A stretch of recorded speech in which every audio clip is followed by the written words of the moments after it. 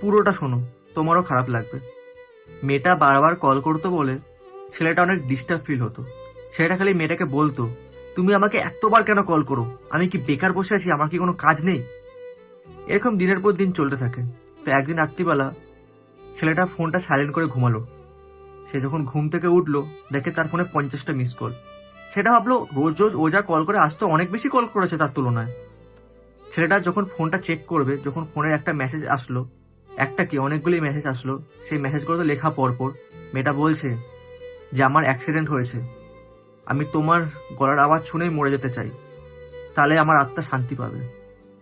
কিন্তু সেটা ফোনটা যেটা সাইলেন্ট ছিল, মেয়েটা আর কোনো উত্তর পায়নি। মেয়েটা সেইভাবেই পৃথিবী ছেড়ে চলে গেল। তারপর থেকে ছেলেটা আর কোনোদিনও ফোন সাইলেন্ট করেনি। কিন্তু বড় কথা হচ্ছে এটাই, যখন কদর করার মানুষ ছিল তখন সে দাম বুঝলো না। যখন মানুষটা চলে গেল, তখন হাজার দাম দিয়েও সে আর মানুষটাকে ফিরে পেল না। ভালোবাসা সত্যি অদ্ভুত, তাই না?